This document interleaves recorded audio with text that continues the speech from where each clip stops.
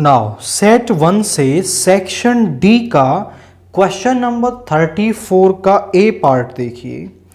Find the vector and Cartesian equation of a line passing through the point. तो हमें एक point दे रखा है 1 2 -4, इससे पास होने वाली लाइन की इक्वेशन निकालनी है और वो जो लाइन है वो एक दूसरी लाइन के पैरेलल है। आई रिपीट, यहाँ पर ये जो लाइन है ये एक लाइन के पैरेलल है जो 3 -5 से पास हो रही है। 1 0 -11 हमारे पास एक लाइन है जो इन दोनों पॉइंट से पास होती है और इस लाइन के पैरेलल वो लाइन है। तो मुझे इस लाइन की इक्वेशन निकालनी है in vector as well as in Cartesian form, और फिर इन दोनों पैरेलल लाइंस के बीच की मुझे क्या निकाल लेनी है, शॉर्टेस्ट डिस्टेंस निकाल लेनी है। तो पहले मैं इन दोनों पॉइंट से पास होने वाली लाइन की इक्वेशन निकाल लेता हूं, और वो किससे मिलेगी हमें, r vector is equal to a vector plus lambda b vector minus A vector, जहां पर ए वेक्टर इस पॉइंट के पोजीशन वेक्टर हैं और बी वेक्टर इस पॉइंट के पोजीशन वेक्टर हैं। तो यहां पर equation of a line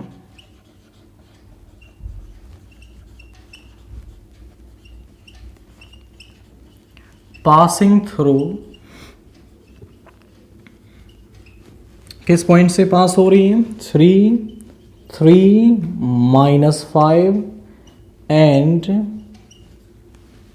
and यहां पे क्या हो जाएगा आपका 1 0 और -11, यही पॉइंट दे रखे हैं।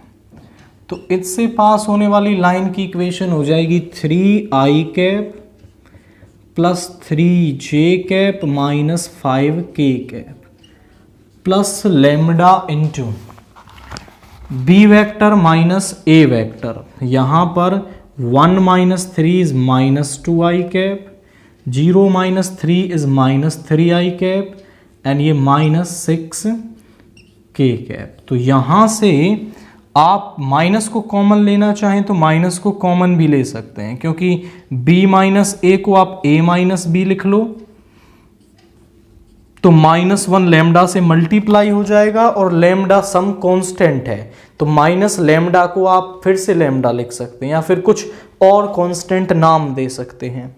तो आप इसे माइनस का लिख लें या प्लस का लिख लें, क्योंकि स्टैंडर्ड फॉर्मूला यही है हमारा, तो माइनस से भी कोई दिक्कत यहां पर नहीं है। -2i cap -3j cap and -6k cap, this is the formula. अब इस लाइन की इक्वेशन तो हमें मिल गई, अब मुझे इस लाइन की इक्वेशन निकालनी है जो 1 2 -4 से पास हो रही है और इसके पैरेलल है। दो लाइंस पैरेलल हों तो उनका जो डायरेक्शन रेशियोज वाला वेक्टर है वो इक्वल होता है, यानी ये वाला जो वेक्टर है वो इसका भी डायरेक्शन रेशियोज वेक्टर वाला वेक्टर होगा। So equation of line passing through passing through 1 2 -4 and having and parallel to vector, किसके पैरेलल है, इसके पैरेलल है, -2i -3j -6k कैप। तो इसकी इक्वेशन आ जाएगी i cap plus 2j cap -4k cap plus mu into -2i -3j -6k। Minus common लेके plus भी बना सकते हो आप इसे।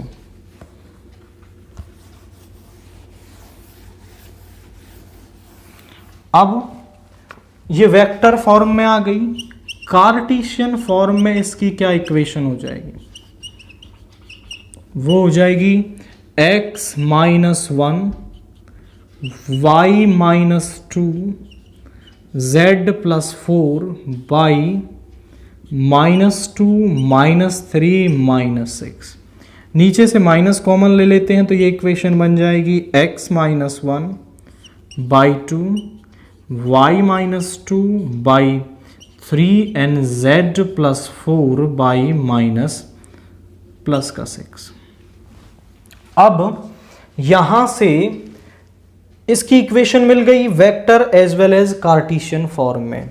अगर हमारे पास लाइन की इक्वेशन ये हो, this is lambda b1 and r vector is equal to a2 vector plus mu b2 vector, तो इनके बीच में शॉर्टेस्ट डिस्टेंस का फॉर्मूला होता है a2 vector minus a1 vector dot b1 cross b2 का मोड, और नीचे होता है b1 क्रॉस b2 का मॉड्यूलस। ये है नॉन पैरेलल लाइंस, जो मतलब लाइंस हमारी पैरेलल नहीं है। अगर लाइंस पैरेलल होती हैं तो ये b1 और b2 इक्वल हो जाएंगे, और तब शॉर्टेस्ट डिस्टेंस का फॉर्मूला क्या बनेगा, a2 minus a1 cross b vector का मॉड्यूलस और नीचे इस b वेक्टर का मॉड्यूलस। तो हमारे पास ये जो दो लाइंस हैं वो पैरेलल हैं, तो शॉर्टेस्ट डिस्टेंस के लिए हम इसमें ये वाला फॉर्मूला यूज करेंगे। तो शॉर्टेस्ट डिस्टेंस निकालने के लिए पहले मैं a1 a2 b1 b2 ये सब वैल्यूज निकाल लेता हूं। This is second, comparing first and second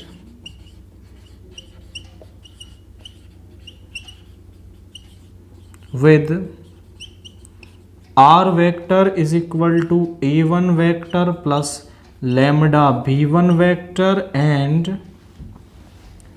r vector is equal to a2 vector plus mu b2 vector। तो यहां से a1 वेक्टर क्या आ रहा है हमारे पास, 3i plus 3j minus 5k। a2 vector क्या आ रहा है हमारे पास, वो ये होगा, और यहाँ पर रेस्पेक्टिवली आप जरूर लिखेंगे कि पहली वाली के साथ इसको कंपेयर और दूसरी वाली के साथ इसको कंपेयर करना है। तो यहाँ से a1 वेक्टर हमने लिख लिया, a2 है i plus 2j minus 4k। क्योंकि b1 और b2 सेम ही हैं तो उसको हम b बोलेंगे। This is minus 2i cap minus 3j cap minus 6k cap. तो यहां से ये मिल गया। अब मैं निकाल लेता हूं a2 minus a1 cross b।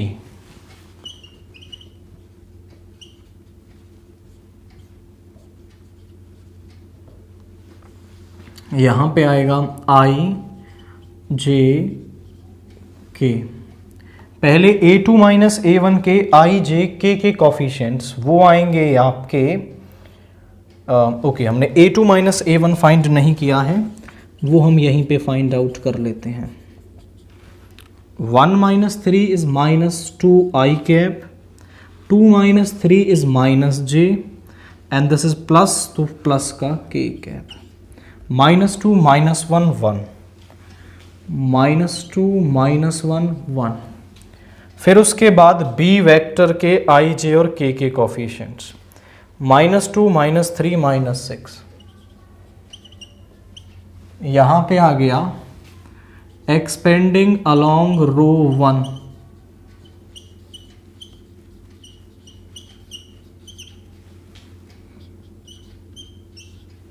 इस रो इस कॉलम को छोड़ेंगे तो 6 माइनस ऑफ माइनस, ये प्लस का 3 हो जाएगा, माइनस j कैप। इस रो इस कॉलम को छोड़ेंगे 12 माइनस ऑफ माइनस प्लस का 2 हो गया, प्लस k कैप।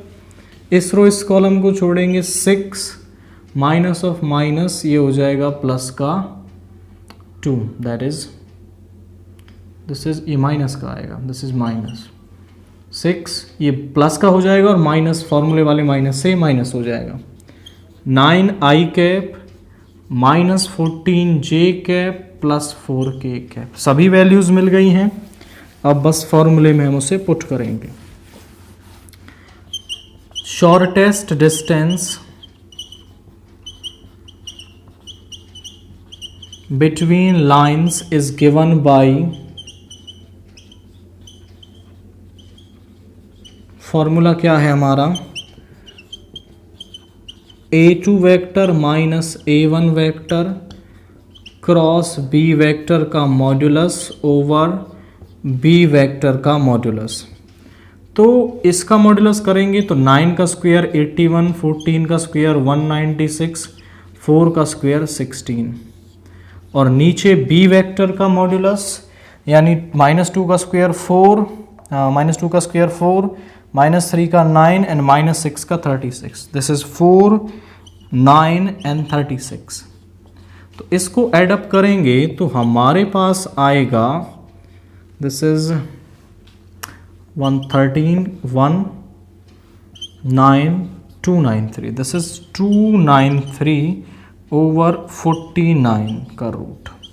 अब 293 को तो आप वैसे ही रहने दें, 49 का जो रूट है वो 7 हो जाएगा। So root 293/7 units. तो सबसे पहले तो हमने इन दोनों पॉइंट से पास होने वाली लाइन की इक्वेशन निकाली, फिर इसके बाद इस पॉइंट से और इस लाइन के पैरेलल जो लाइन है उसकी इक्वेशन निकाल ली, फिर उसको कार्टेशियन फॉर्म में कन्वर्ट किया है, एंड इसके बाद दोनों के बीच में हमने शॉर्टेस्ट डिस्टेंस का फॉर्मूला लगाया और उनके बीच की शॉर्टेस्ट डिस्टेंस को कैलकुलेट कर लिया है। 34 का बी या फिर और वाला पार्ट आप देखें जो क्या दे रखा है हमें, find the equation of the line passing through the point 1, 2, 3 and b. हमें दो पॉइंट दे रखे हैं ए और बी, इनके कोऑर्डिनेट्स दे रखे हैं और इन दोनों पॉइंट से पास होने वाली लाइन की इक्वेशन हमें निकालनी है, and hence find the coordinates of the point on this line which are at a distance of 14 units from point B.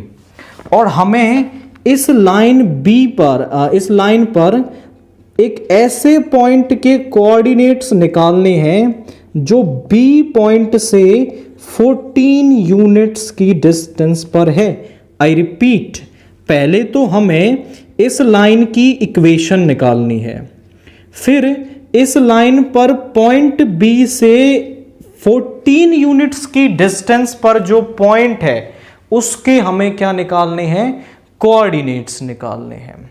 तो यहां पर हम फॉर्मूला यूज करेंगे, अगर हमारी दो पॉइंट से लाइन पास हो रही हो इनसे, तो उसकी इक्वेशन क्या होती है, x minus x1, y minus y1 and z minus z1 over x2 minus x1, y2 minus y1 and z2 minus z1। इस फॉर्मूले से हम उस लाइन की इक्वेशन को फाइंड आउट करते हैं। तो अब इन पॉइंट से पास होने वाली लाइन की इक्वेशन निकाल लेते हैं। Equation of line passing through, किन पॉइंट से पास हो रही है हमारे पास, पासिंग थ्रू ए, जिसके की कोऑर्डिनेट्स हैं 1, 2, 3 एंड बी से जो पास हो रही है हमारे पास 3, 5, 9, 3, 5, 9, इन दोनों से पास होने वाली। तो ये फॉर्मूला लगाएंगे, वो आ जाएगी x minus 1, y minus 2, z minus 3 और नीचे x2 माइनस x1 यानी 3 minus 1 is 2, 5 minus 2 is 3 and 9 minus 3 is 6। ये आ गया हमारे पास, इस लाइन की इक्वेशन आ गई। इसको हम लैम्डा के बराबर लेंगे और सभी को बारी बारी कंपेयर करेंगे। तो यहां से x की वैल्यू क्या आएगी, x is equal to 2 lambda, इधर जाके ये प्लस का 1, y is equal to 3 lambda plus 2, z is equal to 6 lambda plus 3.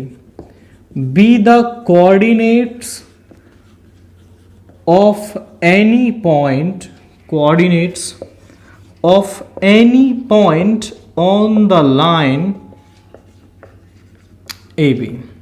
ये इस लाइन AB पर किसी एक पॉइंट के कोऑर्डिनेट हैं. हम ऐसा बोलेंगे कि लैम्डा की सम वैल्यू के लिए ये उस पॉइंट के कोऑर्डिनेट हैं जो हमारा B से 14 यूनिट्स की डिस्टेंस पर है. तो हम बोल देंगे for some value of lambda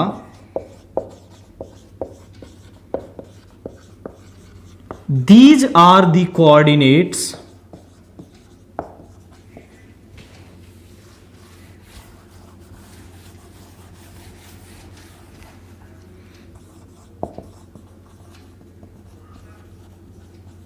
of point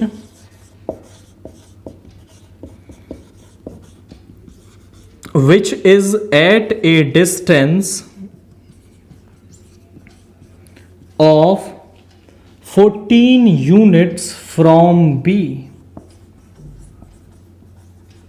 तो आप इसका एक रफ डायग्राम बनाना चाहें तो ये A है और ये B है. B है हमारे पास 359, A है 1 2 3. Quite simple. ये इस पॉइंट के कोऑर्डिनेट हैं ये वाले. तो इस और इस पॉइंट के बीच में मैं डिस्टेंस फॉर्मूला लगाऊं तो मुझे CB यानी कि ये डिस्टेंस मिल जाएगी. तो CB हम लगा रहे हैं. तो CB हमारे पास क्या आ जाएगा, x2 माइनस x1 यानी कि 2 लैम्डा प्लस 1 माइनस 3 का square plus y2 minus y1 यानी 3 लैम्डा प्लस 2 माइनस 5 का square plus 6 lambda plus 3 minus 9 का स्क्वायर. और इसका रूट किसके बराबर है, 14 के बराबर है. दोनों तरफ स्क्वेयरिंग करेंगे तो इधर से रूट कैंसिल हो जाएगा और इधर 14 का स्क्वायर हो जाएगा. और यहाँ पे बन जाएगा 2 लैम्डा माइनस 2 का स्क्वायर, 3 लैम्डा माइनस 3 का स्क्वायर, 6 लैम्डा माइनस 6 का स्क्वायर इज इक्वल टू 14 का स्क्वायर. अब यहां पर स्क्वायर ओपन करेंगे तो a माइनस बी का whole square, 4 lambda square plus 4 minus 8 lambda, 9 lambda square plus 9 minus 18 lambda, 36 lambda square plus 36 minus ये हो जाएगा आपका 72 lambda is equal to 196. 4 lambda square plus 9 lambda square plus 36 lambda square is 49 lambda square. और यहाँ से minus 8 lambda, 18 lambda and minus 72 ये हो जाएगा 72, 18 और 8 98 minus 98 lambda. 4 plus 9 is 13 and 13 plus 36 is 49 and इधर minus 196 is equal to 0. So 196 में से 49 सब्ट्रैक्ट करेंगे तो ये आ जाएगा 16 minus 9 is 7 और यहाँ पे आ गया 8 minus 4 is 4 and 147. तो यहाँ से आ गया 49 lambda square minus 98 lambda minus 147 is equal to 0. This is. तो यहाँ से मुझे 49 कॉमन दिख रहा है. 49 को कॉमन ले लिया तो यहाँ बचा लैम्डा स्क्वायर माइनस ये 2 टाइम्स जाएगा आपका, सो माइनस 2 लैम्डा और ये 3 times minus 3 is equal to 0. Okay 3 9 27 and 2 3 4 12. Okay 3 times. इसको फैक्टराइज करेंगे, माइनस 3 प्रोडक्ट चाहिए तो मैं इसको लिख सकता हूँ -3 lambda plus lambda -3 is equal to 0। तो यहाँ से लैम्डा कॉमन ले लेंगे, लैम्डा -3, यहाँ से 1 लैम्डा -3 इज इक्वल टू 0, और इसके फैक्टर्स आ गए lambda +1 is equal to 0। Lambda की दो वैल्यूज़ हमारे पास आ रही हैं, दैट इज़ 3 और -1। तो जब हम लैम्डा की वैल्यू 3 लेंगे तो पॉइंट के कोऑर्डिनेट्स बन जाएंगे, कोऑर्डिनेट्स ऑफ सी वो क्या हो जाएंगे हमारे पास, देखिए जब 3 रखेंगे 3 2 = 6 + 1 is 7 and 3 3 = 9 + 2 is 11, 3 6 = 18 + 3 is 21। जब हम लैम्डा की वैल्यू को -1 लेंगे सो कोऑर्डिनेट्स ऑफ सी क्या हो जाएंगे, that is -2 + 1 that is -1, -3 + 2 is -1 and -6 + 3 is -3। तो हमारे पास इस पॉइंट के दो कोऑर्डिनेट्स आ रहे हैं, दैट इज 7 11 21 एंड -1 -1 -3। तो सिंपली हमने यहाँ डिस्टेंस फॉर्मूला लगाया, जो डिस्टेंस दे रखी थी उसके इक्वल रखा, लैम्डा की वैल्यू निकाली और उसे वापस वहीं कोऑर्डिनेट्स में रखने पर हमें पॉइंट के कोऑर्डिनेट्स मिल गए हैं। नाउ क्वेश्चन नंबर 35 देखिए, find the area of the region bounded by the curves x² is equal to y and y is equal to x + 2 and x axis using integration. तो हमें इन तीनों curve x axis और एक line दे रखी है और एक पैराबोला दे रखा है, इनके बीच में बनने वाले एरिया को फाइंड आउट करना है यूजिंग इंटीग्रेशन। तो मैं पहले कर्व्स को लिख लेता हूं। This is question number 35। The given curves are,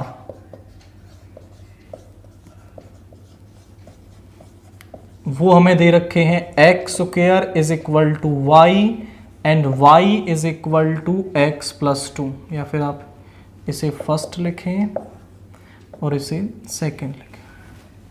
so x² is equal to y, तो हमें पता है कि ये क्या है, एक अपवार्ड पैराबोला होगा, ये एक अपवार्ड पैराबोला है। बट यहां पर हम इसका ग्राफ देख लेते हैं, वो किस पॉइंट से पास होगा। Graph of y is equal to x + 2। तो उसके लिए हम क्या करते हैं, यहां पर जब x को 0 रखेंगे तो y आएगा 2, और जब y को 0 रखेंगे तो x आएगा -2, x आएगा -2 जब y को 0 रखा है। तो x0 y 2 यानी कि 1 यहां पर और 2 यहां पर, 1 यहां पर और 2 यहां पर, तो 0,2 और ये -2,0। इन दोनों से पास होने वाली ये लाइन है, और हमें निकालना है आपका इस पैराबोला, इस लाइन और x एक्सिस के बीच का एरिया, यानी कि ये वाला एरिया बन रहा है। और ये एरिया भी जो है आपका दो फेजेस में निकलेगा। कैसे, ये को यहां से और यहां तक तो ये लाइन के नीचे है, और यहां से यहां तक ये पैराबोला के नीचे है। तो हमें ये पॉइंट ऑफ इंटरसेक्शन निकालना होगा जो यहां से x एक्सिस पर डाला गया। ये सीधा 1 पर आया, इसका मतलब ये नहीं कि -1 होगा, हमें ये पॉइंट ऑफ इंटरसेक्शन निकालना होगा। So point of intersection,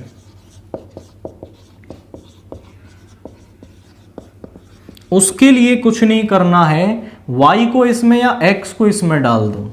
so x² is equal to x + 2, इधर आ जाएगा x² -x -2 is equal to 0, x² is -2x + x -2 is equal to 0, x common ले लेंगे, x माइनस टू, यहाँ से 1 x minus two is equal to 0।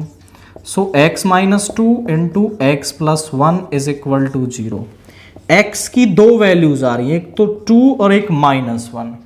तो x is equal to 2 तो कहीं यहां पर होगा, ये वाला पॉइंट होगा x इज इक्वल टू -1, ये है -2 और ये है 0। तो अब हम एरिया निकालना शुरू करेंगे। देखिए -2 से -1 तक किसके नीचे है एरिया? लाइन के नीचे वाला एरिया। सो एरिया हम निकाल रहे हैं, रिक्वायर्ड एरिया। कैसे? जब हम लिमिट्स ले रहे हैं -2 से -1 तो हमारे पास लाइन है, सो y of line dx plus जब -1 से 0 जा रहे हैं तो किसके नीचे है एरिया? आपका पैराबोला के नीचे है, सो y ऑफ पैराबोला dx। बस इनकी वैल्यूज पुट करें और इसे सॉल्व करना है।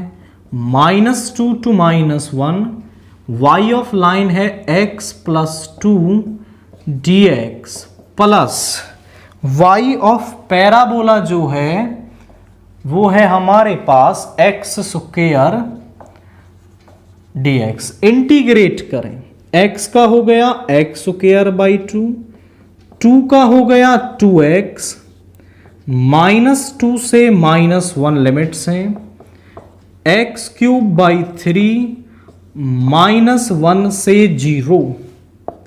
अपर लिमिट को पुट करेंगे तो -1 का स्क्वायर बाई 2, 2 इंटू -1 और माइनस लोअर लिमिट यानी कि -2 का स्क्वायर बाई 2 प्लस 2 इंटू -2। ये तो इसका हो गया, प्लस यहां जब अपर लिमिट को रखेंगे तो पूरा क्या बन जाएगा? 0 बन जाएगा। -1 को रखेंगे, -1 का क्यूब बाई 3। अब यहां देखिए, यहां कितना हो गया?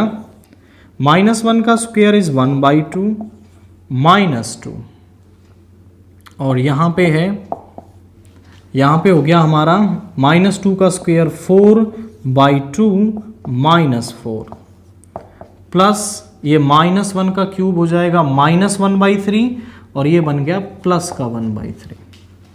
2 से 2 टाइम्स 2 - 4 इज -2 और ये बन जाएगा प्लस का 2। तो यहां से आया 1 बाई 2 -2 प्लस का 2 1 बाई 3। ये कैंसिल हो गया।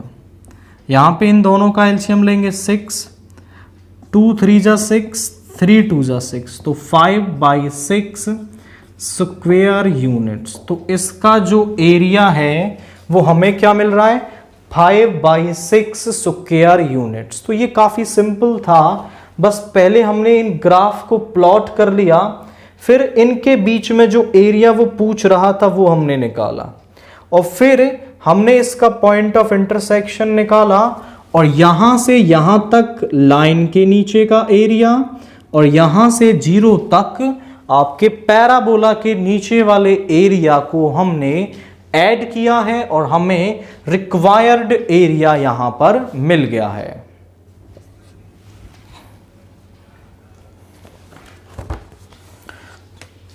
सेक्शन ई से पहला केस स्टडी का क्वेश्चन देखिए, और ये काफ़ी बड़े से क्वेश्चन होते हैं बट ये सिंपल होते हैं। इनमें स्टेटमेंट काफ़ी बड़ी लिखी हुई होती है बट पूछता बिल्कुल टू द पॉइंट ही है। तो पहले देखिए, पढ़ें इसे। There are different type of yoga which involve the usage of different poses of yogasanas, meditation and pranayam as shown in the below। तो ये आपको कुछ योगा के टाइप दे रखे हैं, ये आपको देख लेने हैं, बट आप आगे पढ़ें। The Venn diagram below represent the probabilities of 3 different type of yoga A, B and C। हमारे पास एक वेन डायग्राम है, ये पहला सर्कल ए टाइप के योगा की प्रोबेबिलिटी को शो करता है। दूसरा जो ये एलिप्स है, आपका एक सर्कल तो नहीं है, एलिप्स है, ये प्रोबेबिलिटी को डिनोट करता है टाइप बी के योगा की। और ये सी टाइप के योगा की। और जो सी टाइप के योगा की है प्रोबेबिलिटी वो मुझे क्या दे रखी है, 0.44 दे भी रखी है इसमें। तो वो हमसे क्या पूछ रहा है, on the basis of above information answer the following questions. तो हमें इन क्वेश्चंस का आंसर करना है। पहला, find the value of x। तो हमें x की वैल्यू निकालनी है। x कहां पर है, c की प्रोबेबिलिटी में। अब c वाले इस इलिप्स के अंदर देखें, सर्कल के अंदर देखें, तो c की प्रोबेबिलिटी ये है x और ये 0.21, यानी PC हमारे पास है x प्लस 0.21। और जो PC यानी प्रोबेबिलिटी ऑफ टाइप C है वो 0.44 हमें दे भी रखी है, तो दोनों आपस में बराबर होंगे। So x plus 0.21 is equal to 0.44। इसको इधर ले जाएंगे, सो x इज 0.44 माइनस 0.21 और x is equal to 4 minus 1 is 3, 4 minus 2 is 2 and 0.23। तो पहला पार्ट हो गया, x की वैल्यू क्या आ रही है, 0.23 आ रही है। अब पूछ रहा है वो find the value of y। y की वैल्यू निकाल दीजिए। y की वैल्यू हम इजीली निकाल देते अगर वो हमें टाइप B के योगा की प्रोबेबिलिटी दे देता, बट B टाइप के योगा की तो प्रोबेबिलिटी उसने दी ही नहीं, तो यहां ऐसे सम करके तो हम इसे नहीं निकाल सकते। आप देखें y के अलावा सारी प्रोबेबिलिटीज हमारे पास हैं, ये ABC, और जो बची हुई प्रोबेबिलिटी है इस सैंपल स्पेस में वो 0.11 दे रखी है। और हम जानते हैं probability of the sample space जो है वो 1 होती है, तो इसी कंसेप्ट को हम यूज कर लेंगे। तो यहां से प्रोबेबिलिटी ऑफ सैंपल स्पेस हो गई 1, और यहां से हम प्रोबेबिलिटी ऑफ सैंपल स्पेस निकालें तो सभी प्रोबेबिलिटीज को ऐड कर दो, 0.21 प्लस x नहीं लिखना है, x की वैल्यू मिल गई, 0.23 प्लस y प्लस 0.09 प्लस 0.32 और प्लस ये बाहर जो और भी इवेंट बनेंगे सैंपल स्पेस में उनकी प्रोबेबिलिटी, सभी को ऐड कर लो, 0.21, 0.23, 0.09, 0.32, 0.11। तो कितना हो गया, 314, 913 और 215 और 116, कैरी 1 गया, 224 और 15, 5 और 3 8 और 1 9, यानी 0.96। तो सभी को ऐड करने पर आ रहा है 0.96 प्लस y। एकदम से हाइपर नहीं हो जाना है, इजीएस्ट कैलकुलेशन देख के हाइपर होके कैलकुलेशन मिस्टेक यहाँ पे हो जाती है, तो कैलकुलेशन का काफी ध्यान देना है यहाँ पर, क्योंकि एक आध पॉइंट इधर उधर हुआ आंसर मैच नहीं होगा। तो यहाँ पर 0.96 दोनों इक्वल होंगे, 0.96 प्लस y इज 1, इसको इस तरफ ले जाएंगे, 1 माइनस 0.96 यानी 0.04। सो y की वैल्यू क्या आ रही है, 0.04 आ रही है। थर्ड वाले को देखिए, थर्ड वाला कह रहा है find PC by B, find PC by B यानी कि कंडीशनल प्रोबेबिलिटी। तो इसका फॉर्मूला होता है C intersection B over PB। अब देखो P ऑफ B तो मैं निकाल सकता हूं क्योंकि Y भी है X भी है, सबको ऐड करके मिल जाएगा। बट जो B और C का इंटरसेक्शन है, B और C का जो इंटरसेक्शन है वो हम यहां से देख लेंगे। B और C का इंटरसेक्शन है X और जो है हमारा 0.23 और P ऑफ B हमारे पास है 0.09 प्लस Y हमने अभी निकाला 0.04 प्लस और A भी है, दिस इज X 0.23। सबको ऐड कर लो। 0.23 ओवर 0.09 और 0.4 ये हो जाएगा 13, 0.23336 0.36। तो पॉइंट से पॉइंट कैंसिल हो जाएगा यहाँ पर, तो यहाँ पे आ गया 23/36। सो पी सी बाई बी हमारे पास आ रहा है 23/36। इसका एक और वाला पार्ट भी है, थर्ड का और भी हमें दे रखा, वो भी देखें।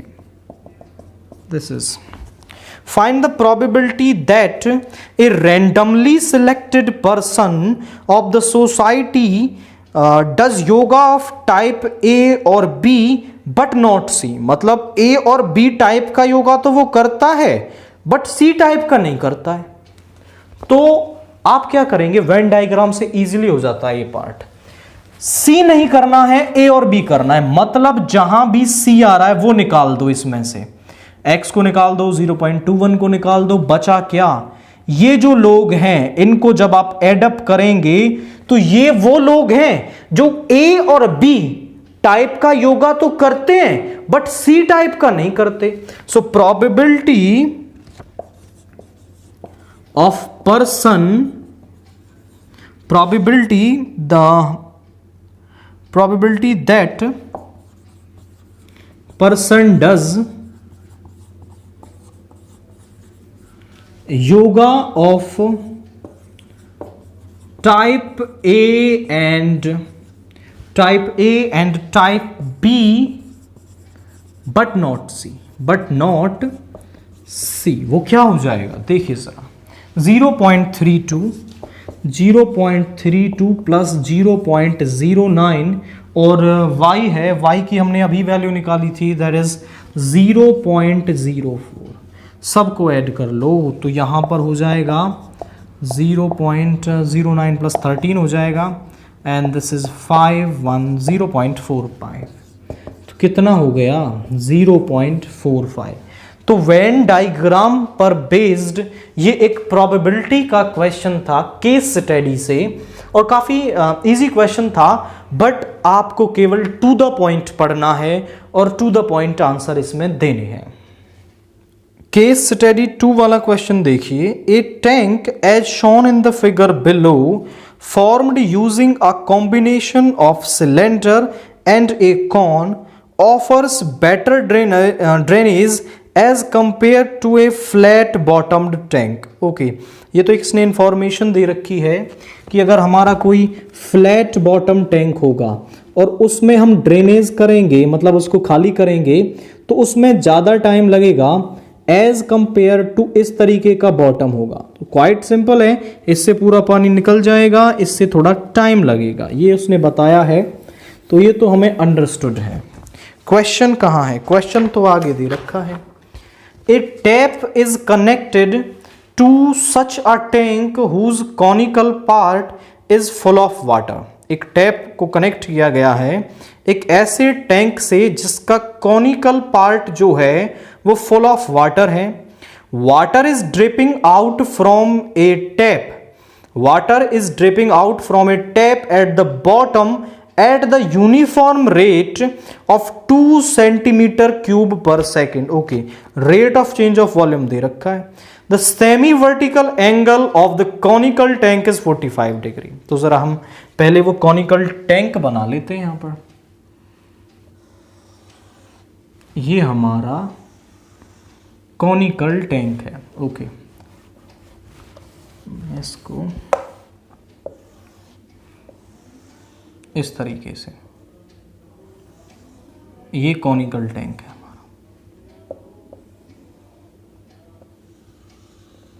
जिसकी रेडियस r और हाइट h है, और उसका जो सेमी वर्टिकल एंगल है वो 45 डिग्री हमें दे रखा है। मैं इसको कुछ नाम दे दूं, NOAB। H और R में रिलेशन निकाल लेते हैं हम, तो यहां से हो जाएगा this is H perpendicular over base, यानी ये वाली साइड तो बेस, ये perpendicular, R over H is 1045 degree. 1045 होता है 1, so R by H is equal to 1 and r is equal to h. ये आर और एच में हमने रिलेशन निकाल लिया कि जब सेमी वर्टिकल एंगल 45 डिग्री है तो जो रेडियस है वो हाइट के बराबर है। अब क्वेश्चन पर आ जाइए, find the volume of water in the tank in terms of its radius. तो हमें उसकी वॉल्यूम निकालनी है इन टर्म्स ऑफ रेडियस। तो काफी सिंपल क्वेश्चन है, देखिए जरा, वॉल्यूम ऑफ टैंक वो क्या होती है हमारे पास, वो होती है 1/3 पाई आर स्क्वायर एच। वो कह रहा है इसमें एच नहीं आना चाहिए, पूरी वॉल्यूम को आर के रेस्पेक्ट में निकाल दीजिए। तो यहां हो जाएगा 1/3 पाई आर स्क्वायर, एच किसके बराबर है, आर के, तो 1/3 पाई आर क्यूब। ये आ गई उस टैंक की volume in terms of radius. पहला क्वेश्चन हो गया। दूसरा क्वेश्चन देखिए, find the rate of change of radius at an instant when r is equal to 2√2 centimetre. हमने v निकाला, ये v आ गया, तो यहां से v है 1/3 पाई आर क्यूब। तो मुझे rate of change of radius निकालना है, मतलब dr ओवर dt निकालना है। So differentiating on both side with respect to t, यहां से आ जाएगा dv over dt is equal to 1/3 pi constant है 3r स्क्वायर और r का हो जाएगा dr ओवर dt। 3 से 3 कैंसिल हो गया, और dv ओवर dt जो है मतलब rate of change of volume वो हमें दे रखा है 2 सेंटीमीटर क्यूब पर सेकेंड। तो यहां आ जाएगा -2 pi r square dr over dt। आप पूछें सर -2 क्यों ले लिया, तो -2 हमने इसलिए लिया है क्योंकि जो वॉल्यूम है वो डिक्रीज हो रही है, वहां से पानी निकल रहा है। जब वॉल्यूम डिक्रीज होगी तो हम साइन माइनस का लेंगे, तो ये -2 आ गया। अब यहां पर r हमें दे रखा है, वो कह रहा है rate of change of radius निकाल दीजिए when r is equal to 2√2 centimetre. So -2 is equal to pi 2√2 का स्क्वायर करेंगे 2 का 4, इसका 4 dr ओवर dt। 2 से 2 कैंसिल हो गया, ये इधर आ जाएगा dr over dt is -1/4 pi centimetre पर सेकेंड। ये आ गया rate of change of radius, तो हमने ये भी निकाल दिया है। अब थर्ड में वो कह रहा है हमसे, थर्ड पार्ट में वो कह रहा है find the rate at which the wet surface of the conical tank is decreasing at an instant when the radius is 2√2 centimetre. देखो हम इसी से कौन बना देते हैं, ये बन गया कौन, एक कौन जैसा दिख रहा है। अब कौन को जब हम पानी भरेंगे इसमें, तो इसकी वेट सरफेस कौन सी गीली होगी, आप बोले सर चारों तरफ की, ये सरफेस गीली हो जाएगी, इसको हम बोलते हैं कर्व्ड सरफेस एरिया। तो वो कह रहा है कि उसकी वेट सरफेस किस रेट से चेंज हो रही है, मतलब डिक्रीज हो रही है, at an instant when the radius is 2√2 centimetre. So C is curved surface area. Curved surface area हमारे पास होता है C is equal to pi r l, और L ये वाली साइड होती है। तो यहां से हम पाइथागोरस, यहां पर अगर हम इस ट्रायंगल में लें पाइथागोरस थ्योरम लगाएं, क्योंकि ये 90 डिग्री होता है यहां पर। सो L square is H square plus R square, और L की वैल्यू निकालें तो वो हो जाएगी √H square plus R square. यहां वैल्यू रख दो पाई R √H square plus R square. हमने रिजल्ट निकाला रेडियस हाइट के बराबर है, तो यहां पुट कर दो पाई R, और ये हो जाएगा 2R स्क्वायर। R स्क्वायर का रूट तो हो गया, R वो बाहर आ जाएगा, और ये बचा √2, तो ये आ गया C। हमें निकालना था रेट ऑफ चेंज, तो इसका डिफरेंशिएशन कर दो, √2 पाई तो बाहर रह जाएगा 2R dr over dt। R square का हो गया 2r d are over D t, सारी वैल्यूज हमारे पास हैं, आर भी उसने दे रखा है, वो दे रखा है 2√2। So D C over D T is equal to ये हो गया 2√2 pi into D are over D T आया था हमारा -1/4 पाई, दिस इज -1/4 पाई, और इस r की वैल्यू रखेंगे तो वो है 2√2।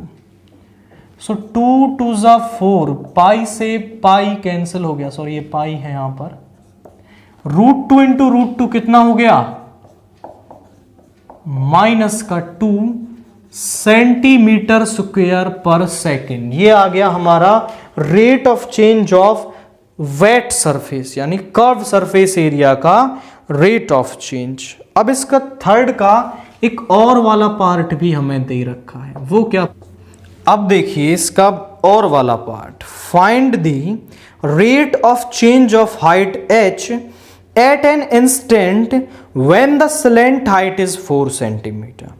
तो मुझे rate of change of height निकालना है। अब मेरे पास वॉल्यूम का फॉर्मूला है 1/3 पाई आर स्क्वायर एच।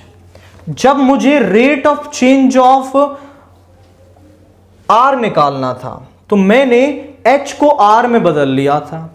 अब मुझे D H over D T निकालना है तो इस आर को मैं एच में चेंज कर दूंगा, तो यहां हो जाएगा v is equal to 1/3 pi, r और एच बराबर हैं तो h का square into h is h cube. Differentiate करेंगे, dv over dt is 1/3 pi 3h square dh over dt। अब आप देखें तो dv ओवर dt तो हमारे पास है लेकिन h नहीं है, उसने स्लेंट हाइट 4 दे रखी है। अब स्लेंट हाइट से क्या हम h निकाल सकते हैं? बिल्कुल, L square is h square plus r square, या L इज इक्वल टू इसका रूट, L दे दिया 4, h और r बराबर है तो ये हो जाएगा twice of h square. 4 is equal to √2h, इसको डिवाइड में लाएंगे तो यहां बचेगा 2√2, हाइट आ गई 2√2, यहां पुट कर दो, dv ओवर dt है -2 पाई इंटू 2√2 का स्क्वायर होगा 4 इंटू 2 dh ओवर dt, 2 से 2 कैंसिल हो गया, नीचे ले आइए, सो dh over dt is -1/4 pi centimetre पर सेकेंड, जो कि dr ओवर dt के ही बराबर आ रही है। दोनों वैल्यू सेम आई हैं, क्योंकि r और h बराबर हैं तो उनका रेट ऑफ चेंज भी क्या होगा, इक्वल होगा। तो यहां से हमने dh ओवर dt को भी फाइंड किया है।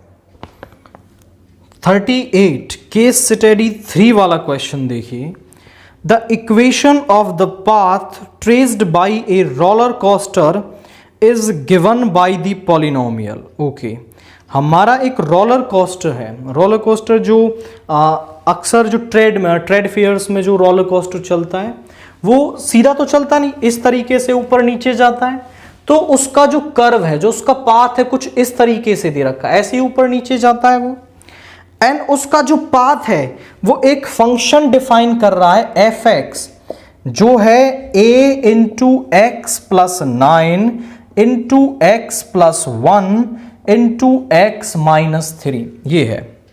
If the roller coaster crosses y axis at the point 0, -1, और रोलर कोस्टर यहां y एक्सिस को 0, -1 पर क्रॉस करता है एक बार, आंसर द फॉलोइंग। पहला कह रहा है find the value of a, तो a तो हमें इजीली मिल गया क्योंकि y एक्सिस को वो क्रॉस कर रहा है, fx मतलब y, तो y एक्सिस को उसने इस पॉइंट पर क्रॉस किया है तो ये पॉइंट इसको सेटिस्फाई करेगा। सो y है -1, a, x की वैल्यू 0, तो ये हो गया 9, x की वैल्यू 0, ये हो गया 1, और ये हो गया -3। -1 इज इक्वल टू -27a, और a की वैल्यू आ गई 1/27, ये हमारे पास a की वैल्यू है। अगर कर्व आपका जा रहा है और इस पॉइंट से पास हो रहा है तो ये इस कर्व की इक्वेशन को सेटिस्फाई करेगा, हमने a निकाल लिया। सेकंड क्वेश्चन में वो हमसे कह रहा है find f double dash x at x is equal to 1, तो हमें f डबल डैश x निकालना है। तो उसके लिए मैं कहूंगा कि पहले आप इसको मल्टीप्लाई कर लें। So fx is equal to 1/27, multiply करते हैं, ये हो जाएगा x square plus x plus 9x plus 9 into x minus 3, यहां आ गया 1/27 x square plus 10x plus 9 into x minus 3, multiply करें x cube minus 3x square 10x square minus 30x 9x minus 27, add कर लीजिए 1/27 x cube तो कोई नहीं है, minus 3x square plus 10x square is 7x square, this is minus 21x minus 27। अब हम इसमें f डैश x निकाल लेंगे, फिर f डबल डैश x निकालेंगे और उसमें x की जगह 1 रख देंगे। सो f डैश x क्या आ रहा है हमारे पास 1/27 और यहां पर 3x square plus 14x minus 21। फिर निकालेंगे f डबल डैश x यानी 1/27 6x प्लस 14 और हमें निकालना है f double dash of 1। So 1/27 6 into 1 plus 14 यानी 20/27। सो f डबल डैश ऑफ 1 क्या आ रहा है हमारे पास 20/27 आ रहा है। काफी सिंपल क्वेश्चन था, एकदम इजी। तो यहां ये कर्व जो है इस पॉइंट से पास हो रहा है, इसको पुट किया a मिल गया, a को यहां रख लिया, फिर इसको मल्टीप्लाई किया f डबल डैश x निकाला। f डबल डैश 1 की वैल्यू निकालनी थी तो x की जगह 1 पुट कर दिया और सिंपली हमें f डबल डैश ऑफ 1 की वैल्यू मिल गई। तो ये इस क्वेश्चन के साथ हमने 6511 सेट 1 को फिनिश कर लिया है। इससे आगे की वीडियो में हम सेट 2 और इस सीरीज को कंटिन्यू करेंगे जब तक आपके प्रीवियस ईयर के सारे क्वेश्चंस कंप्लीट नहीं हो जाते। तो इससे आगे का जो सेट है वो हम डिस्कस करेंगे नेक्स्ट वीडियो के अंदर।